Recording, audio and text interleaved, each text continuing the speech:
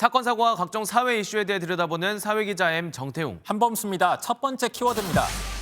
병원비 내놔라. 갑자기 왜 병원비를 달라고 하죠? 사고가 났나요? 그런 셈입니다. 한 곱창집에서 벌어진 일인데요.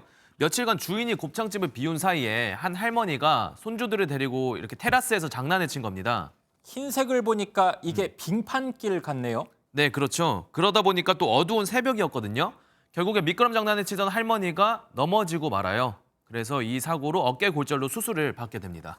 손주들 같이 놀아주다가 사고 당한 것 같아서 그건 안타까운 생각은 듭니다. 그렇죠. 네. 문제는요. 이후 가족분이 찾아와서 상가에다가 할머니의 병원비를 달라고 요구를 한 거죠.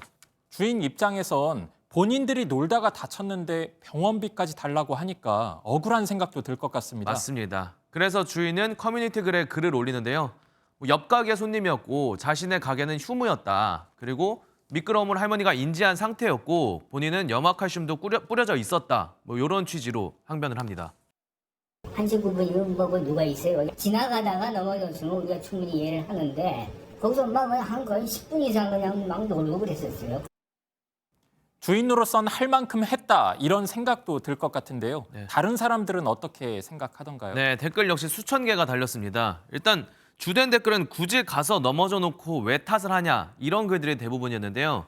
또 한편으로는 사장님 가게인 만큼 조금의 책임은 있을 것이다. 이런 의견들도 있었습니다. 법조계 관계자들 의견도 한번 들어봤는데 엄밀히 봤을 때 일부 책임은 질 수 있다 이렇게 판단했습니다. 약간의 손해배상 책임이 인정될 수 있습니다. 실제로 지난 2012년 가게 앞에서 빙판에 손님이 미끄러져 가게 지인이 위자료와 치료비를 배상한 사례가 있습니다. 보행자의 낙상 사고 시에 해당 구역의 관리 주체에 책임을 묻고 있기 때문입니다. 배상 책임 여부를 떠나서 이렇게까지 해야 할까 싶기도 합니다. 네, 그렇습니다. 곧바로 다음 키워드 보실게요. 그냥 사세요. 물건을 그냥 사세요?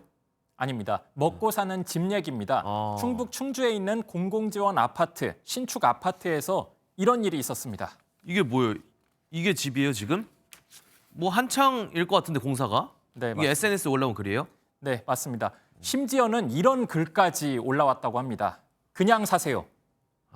조롱하는 글 같죠? 아니 미안하다고 해도 모자랄 판에 조롱까지 한 건데 지금 왜 이렇게 공사를 한 거래요? 최근 화물연대 파업이 있었지 않습니까? 자재 수급이 어려워져서 그랬다는 게 시공업체의 변명이었습니다. 그런데 주무부처인 국토부에서 조사를 시작하자 그제야 하자 보수에 나섰다고 합니다.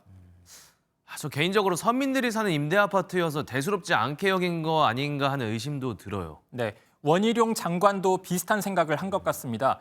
해외 출장 도중에 게시글을 올렸는데요. 도저히 용서가 안 된다 이런 감정적인 표현도 있었고 민간 임대 아파트 하자 민원을 전수조사하겠다 이런 의지를 밝히기도 했습니다. 입주하기 전에 사전 점검을 먼저 합니다. 보수가 필요하다라는 걸 입주자분들이 직접 체크를 하고 해서 그걸 보충하는 그런 걸 하는데 그때 공사가 미비해서 정말 이번 일이 돈 없는 사람들을 무시하는 세태가 반영된 사건이 아니었나 하는 씁쓸한 생각도 듭니다. 네. 자, 곧바로 다음 보실게요. 문화도둑질 한 번씩 하죠. 문화유산도 도둑질하고 뭐 그런 의미인 거죠? 네, 실제로 도둑질한 건 아니고요. 국내 아이돌 그룹이 관련된 논란에 휩싸여 있습니다. 누구죠? 영상 보실까요? 요새 제일 핫한 그룹 아시죠? 뉴진스. 네, 맞습니다.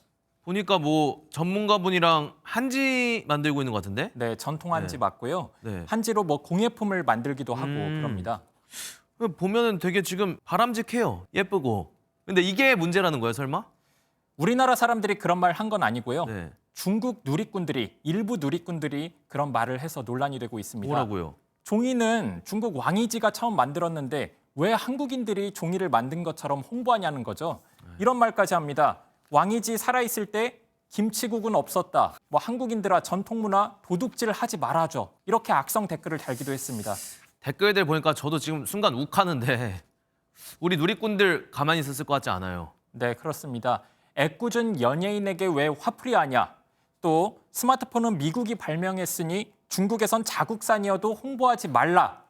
이런 반응이 나왔습니다. 네, 사실 비슷한 일이 지금까지 꽤 많이 있었단 말이에요. 그래서 우리가 더 민감하게 반응하게 되는 것 같기도 하고요. 맞습니다. 한복, 김치, 판소리 등을 두고도 원조 논란이 일어난 적이 있습니다. 우리가 그때마다 과한 반응을 보이면은 저 사람들은 계속 더 할 겁니다. 대범하게 그냥 넘어가고 모르는 척하는 그런 것이 또 하나의 좋은 대처 방법이 될 수 있을 것입니다. 앞으로도 양국 국민 간 소모적인 갈등이 반복되지 않을까 우려됩니다. 지금까지 사회기자 M이었습니다. 안녕하세요. 김주하입니다. 공정하고 신속한 MBN 뉴스, 유튜브를 통해서도 만나보실 수 있습니다. 특히 더 많은 뉴스와 라이브를 보고 싶으시다면 오른쪽을 눌러서 구독하시면 됩니다. 어렵지 않죠? 빠르고 정확한 뉴스로 계속 찾아뵙겠습니다. MBN 뉴스를 시청해주신 여러분 고맙습니다.